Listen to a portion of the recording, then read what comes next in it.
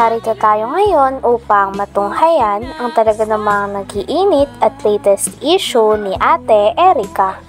Sa pagpapatuloy nga ng ating istorya ay nandun pa rin si Kalingap Val Santos Matubang sa dating bahay ni Ate Erica at ini-interview pa rin ito ang tita ni Ate Erica.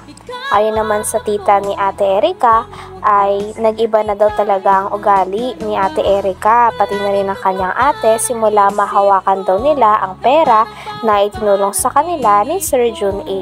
Kaya din gumawa ng video ang tita ni Ate Erica ay upang ipabatid kay Sir Jun A na ganon ang kanilang kalagayan at iniwan sila ni Ate Erica pati na rin ang kanyang ate.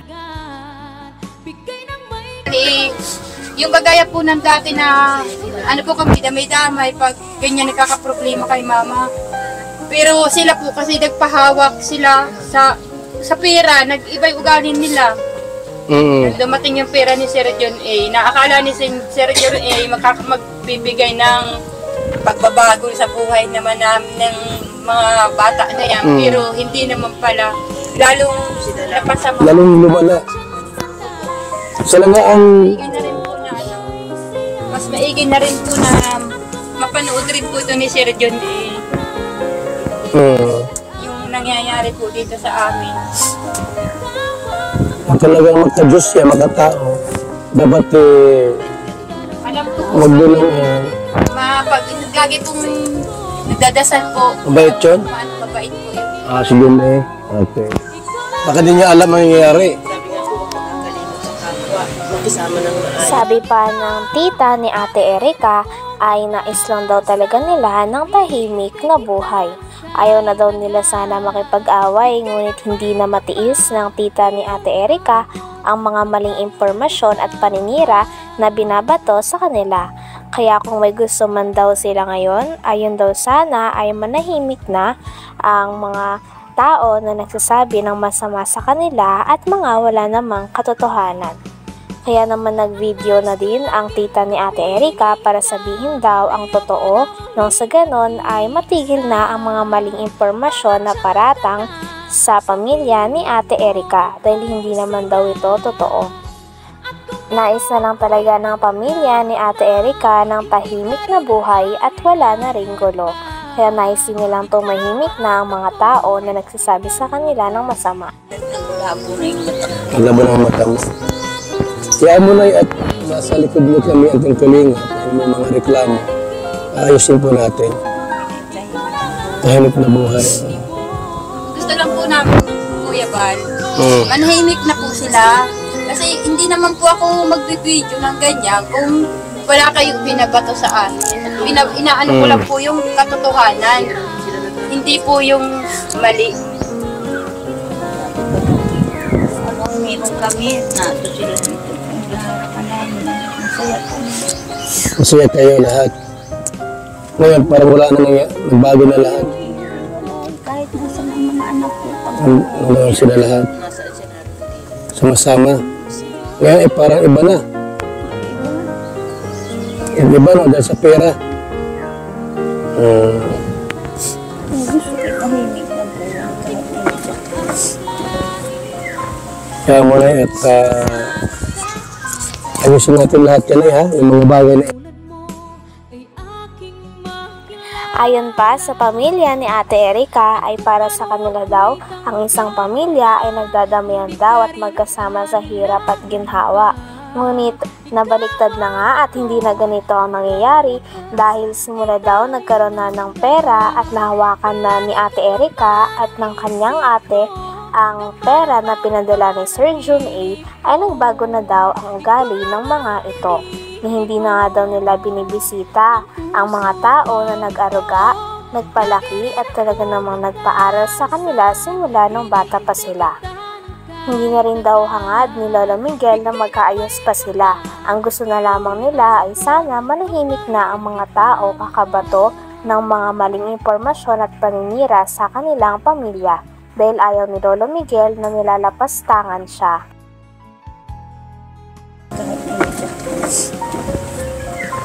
kaya muna at ayusin natin lahat yan ha, yung mga bagay na ito. So pagka hindi maayos. Pangit naman hindi maayos ang buhay nindo. Sa ibang tao, sino ba ang magdadamay yan? Hmm. Kaya naman, ako'y wala na.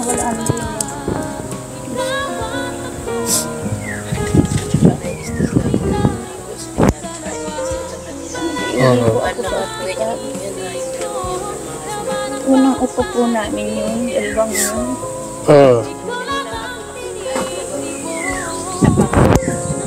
Ang mga apo naman ako malibili. Nay, apo ba, ano yan? Sila Erika ba sila may apo niyo sa panganay yun? Okay. So, sila yung mas nakakatanda. Apo. Dahil sa problema na ito sa pagitan ni Ate Erika at ng kanyang pamilya, ay sabi nga din ni Kalingap Val Santos Matubang na handa daw siya na solusyonan ng ito. Kaya naman tinatanong niya at patuloy niyang ini-interview ang pamilya ni Ate Erika nang sa ganon ay malaman niya pati na rin ng mga tao ang tunay na side o ang hinaing ng pamilya ni Ate Erika sa kanya. Hangad pa din naman ni Kalingap Val Santos Matubang na maayos daw ang away na ito sa pagitan ni Ate Erika at ng kanyang pamilya. Dahil kahit anong mangyari ay hindi maalis ang katotohanan na lahat sila ay isang pamilya at magkakadugo lamang. Kaya pangit lang din na nag-aaway sila dahil sa pera at matatapos ang kanilang koneksyon dahil lamang dito. Sabang tao na dumikit mula sa inyo. Yan ang problema. Sige na ya. Ayusin natin lahat yan, yung mga ganong problema. At yung tao kasi mahirap ba eh. Anong lupa ito? Kasi yung lupa ito? Yung lupa ito? Ano ka na kayo dito? Ano ka kayo pala? Kaya tao dito yung alaga. Sino may-ari nito? Ranjidis po, Edna. Taga Mercedes. Ano problema na pag inayos yung bahay ninyo? Ay, wala po. Magpaalam lang. Halimbawa, i-repair natin yung bahay niyo po. Regardless po yung mga ganyan, medyo naman na rin. Para naman yung natutulog. Kinwento pa ni Lolo Miguel kay Kalingap Val Santos Matubang na ang asawa daw ni Sheila May o ang ate ni Erika ay palasabong daw kaya hindi daw nila alam kung saan na kaya siguro napunta ang pera na binigay sa kanila ni Sir Jun A. Talaga ngayon ay wala na sanang pakialam at ayaw na talagang makipag-ayos ni Lolo Miguel sa kanyang mga apo dahil hindi niya daw talaga matanggap na kaya silang sabihan ng mukhang pera at mga gutom na aso nito. Regardless po yung mga ganyan, medyo naman na rin. Para naman yung natutulog. Ha? Kanya ako sa ganyan. Pag nagtulo, nakahulog na lang. Ngayon pala yung bahay mo, tutulog na oh. May mga butas na. Hindi ko na tinulog na sila may na kagpapawidan mo na yan. Nabaguhan ng meron, wala man na. Pero na sila. Ay, wala po yun. Di ba mag-iin? Yung pala asawa niya pala para sabong. Para sabong yun. Asawa ni sila may para sabong. Basta mo sa mga talong na. Grabe. Yan trabaho. Pero may pera ngayon. Hindi ko alam. Pira. Pira yun. Oo, doon ay galing. Isang bahay. Ibig sabihin, doon nakatira na sila. Nandun sila lahat. Si Silami, si Erika, si Arnel doon. So, Arnel yun. Tao ni Silami.